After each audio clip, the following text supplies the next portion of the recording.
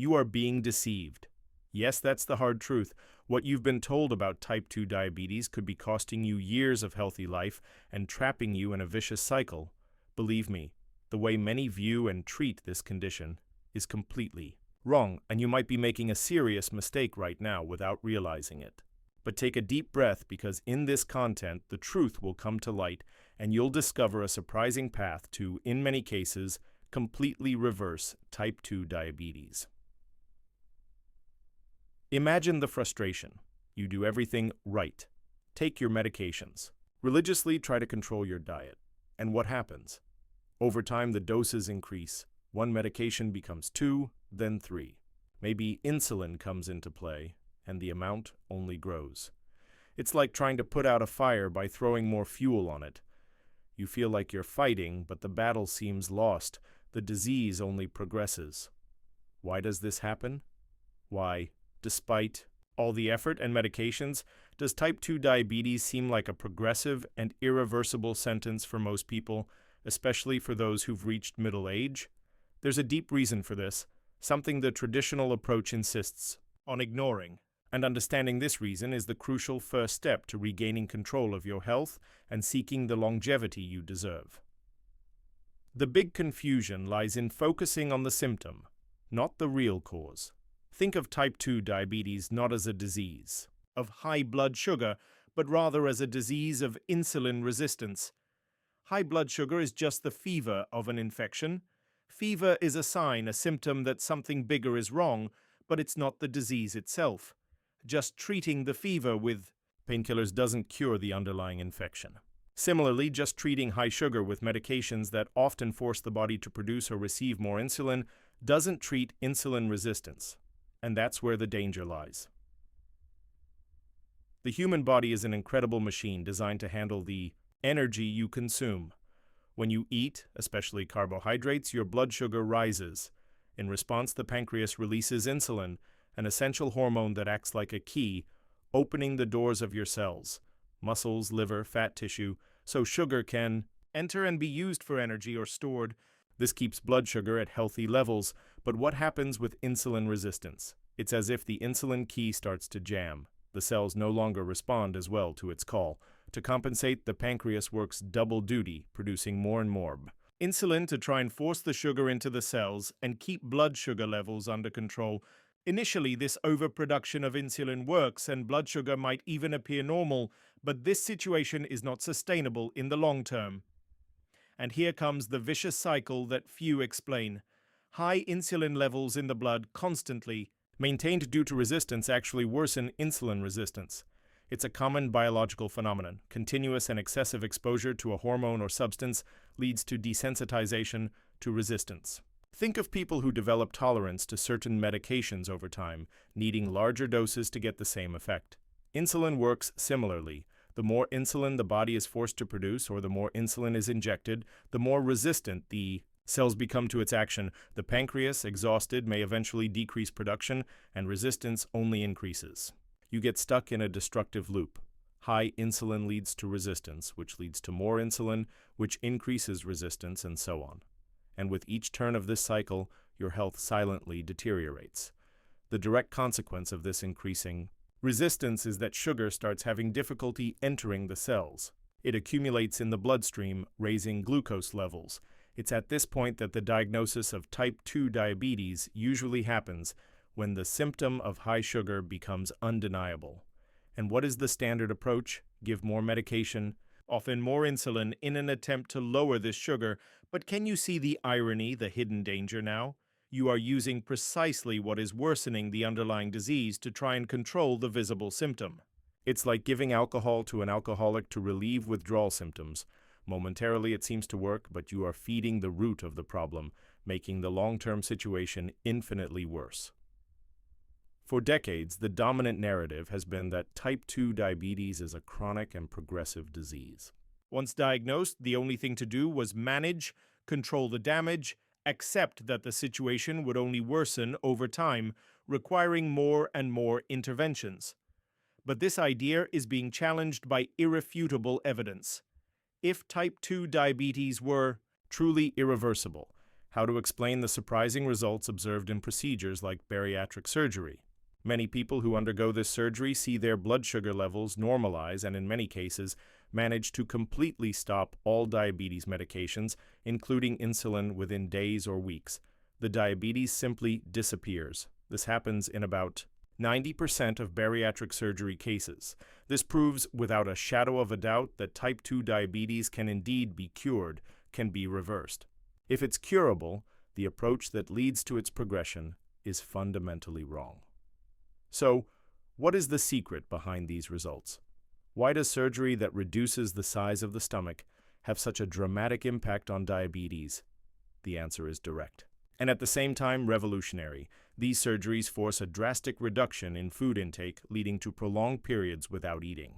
In other words, they induce fasting, and it is precisely fasting, or rather the strategic practice of periods of fasting, that reveals itself as one of the most powerful tools to attack the root of the problem, insulin resistance and high insulin levels. Fasting isn't a new trend. It's an ancient practice, intrinsic to human history. Our ancestors didn't have unrestricted access to food 24 hours a day. Periods without eating were common. Interestingly, the world's major religions incorporate some form of fasting into their rituals. Could there be ancient wisdom in this? Modern science is starting to validate this wisdom. During fasting, the body isn't receiving energy from food, and in response, insulin levels drop drastically. When insulin levels are low, the body has the opportunity to break down that resistance accumulated over time. It's like giving the insulin key a vacation, allowing the cell locks to become sensitive again. Think of the body as an energy pantry that can store two main forms: sugar, glycogen, stored mainly in the liver and muscles, and fat, in adipose tissue. Glycogen is a short-term, limited, easily accessible reserve. Fat is the long-term, almost unlimited reserve. When you eat, insulin rises and tells the body to use some of this energy and store the rest. While glycogen reserves aren't full, the sugar you ingest goes there. But what happens in someone who develops type 2 diabetes? Glycogen reserves in the liver and muscles are overflowing. It's like a completely full glass of water. Any extra drop you try to put in simply overflows. In the body, this overflow happens in the bloodstream, raising blood sugar. The traditional approach, by giving more insulin, tries to force this extra sugar into the body. But since glycogen reserves are already full, where does this sugar go? It's converted into fat. That's why many people with type 2 diabetes, especially those using insulin, gain weight. You are not eliminating the excess sugar from the body, you are just moving it, converting it into fat. It's like having a house, overflowing with stuff, glycogen and fat, with trash overflowing through the windows, high blood sugar. Instead of throwing the trash out, insulin helps you push it back into the house, accumulating even more clutter, more fat. This doesn't solve the fundamental problem of a full house. The logical solution, the rational way to treat this situation, is to start emptying this energy pantry. And how do you do that? By giving the body a chance to burn what is stored. That's where fasting comes in. When you're not eating, insulin levels drop. With insulin low, the body accesses its energy reserves, first glycogen, and once depleted, fat. It's like opening the windows and starting to take the trash out of the house. With each fasting period, you burn some of this stored energy, gradually emptying the glycogen glass and decreasing fat reserves. As glycogen and fat decrease, cells become more sensitive to insulin. The pancreas no longer needs to produce huge amounts of the hormone. Insulin resistance decreases, and blood sugar, without the constant overflow and with cells more receptive to the circulating insulin, returns to normal. You are essentially reversing the process that led to diabetes. This process doesn't happen overnight, especially if you've accumulated this energy excess, glycogen and fat, for years, perhaps decades. It's a journey, but one that leads in the opposite direction of disease progression. You are driving the vicious cycle of insulin and resistance in reverse, and the results we see in many people are simply inspiring. Let's look at some real stories. Consider the case of Richard. He had lived with diabetes for 10 years and already had kidney complications, a clear sign that the disease was wreaking havoc. He was using 55 units of insulin per day. By adopting an approach focused on reducing insulin, in just 6 weeks, Richard managed to completely stop insulin and all other diabetes medications. His HbA1c tests, which show average sugar over the past few months, moved out of the diabetic range. He not only saw his sugar levels normalize, but also lost weight and reduced waist circumference, additional indicators of improved insulin resistance. Diabetes considered chronic in his case was reversed in a very short time. Another example is B. Raj, diagnosed in 2003. After years of conventional treatment, his complications persisted. He was taking about 40 units of insulin per day. Following the same path of reducing insulin, in just 5 to 7 weeks, he zeroed out his insulin dose and stopped all diabetes medications. His HbA1c normalized. Again, a story of reversal, showing that the duration of the disease is not a definitive sentence. We also have the case of a 45-year-old Filipino man, newly diagnosed with an alarming HbA1c of 8.7%. He didn't want to start medications. In just 10 to 12 weeks with the new approach, his HbA1c dropped to 6.3%, outside the diabetic range. He completely avoided the need to start any medication and reversed the condition early on. A 66-year-old Chinese man diagnosed in 2012 with an alarming HbA1c of 10.5% sought help in 2013 still at 9.4% and without health insurance to cover medications. He also chose to try the approach without medication. In a few months, his HbA1c dropped to 8.4% and then to 7.3%.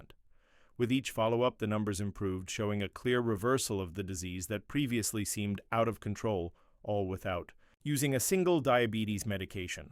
There's also the story of Desmond, who in addition to diabetes faced heart problems and neuropathy, devastating complications of the disease. He was using about 25 units of insulin per day.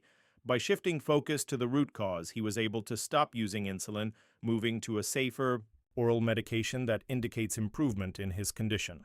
More importantly, by treating the diabetes, which was the origin of his other health problems, he opened the door to improving his heart and neurological complications.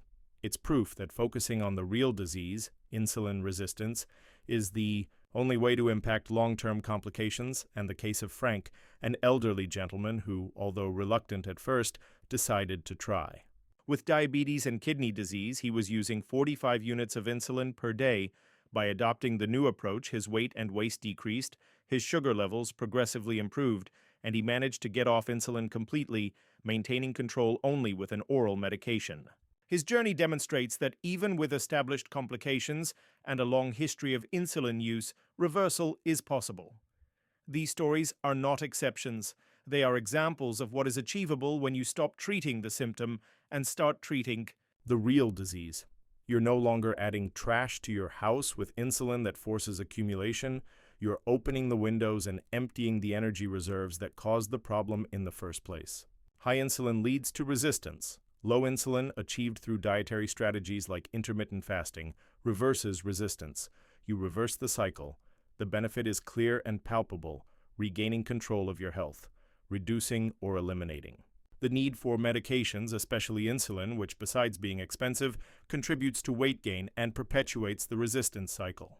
Lowering the risk of devastating complications like heart disease, stroke, kidney problems, blindness, and nerve damage. Regaining the energy and vitality that insulin resistance steals, gaining years of quality life with more autonomy and well-being.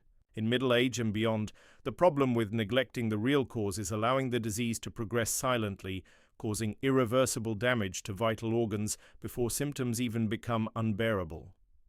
The urgency is to act now before complications set in or worsen. It is fundamental to understand that, while this approach proves extremely effective for many, each case is unique. If you have type 2 diabetes, especially if you already have complications, it is essential to seek specialized medical guidance before making any significant changes to your current treatment or starting new practices like fasting. A healthcare professional can assess your condition, adjust medications as needed, which is crucial as insulin resistance decreases, to avoid hypoglycemia, dangerously low blood sugar levels, and safely monitor your progress. This is a powerful tool, but it must be used with professional supervision. The final message is one of hope and empowerment. Type 2 diabetes doesn't have to be a sentence of inevitable progression. You have the power to influence the course of the disease by understanding its true nature and attacking the root cause, insulin resistance. Focusing on strategies that naturally lower insulin levels, such as intermittent fasting and other dietary approaches, can unlock your body's potential to reverse the condition and pave the way for a longer, healthier, and fuller life. Don't let fear or misinformation paralyze you. Knowledge is the first step towards change. If this content has opened your eyes to a new perspective on type 2 diabetes, please comment below with your questions or thoughts. Your participation is valuable. Share this video with friends and family who might benefit from this information, and to continue receiving content that helps you understand and optimize your health for vibrant longevity, subscribe to the channel right now. Together we can build a healthier future.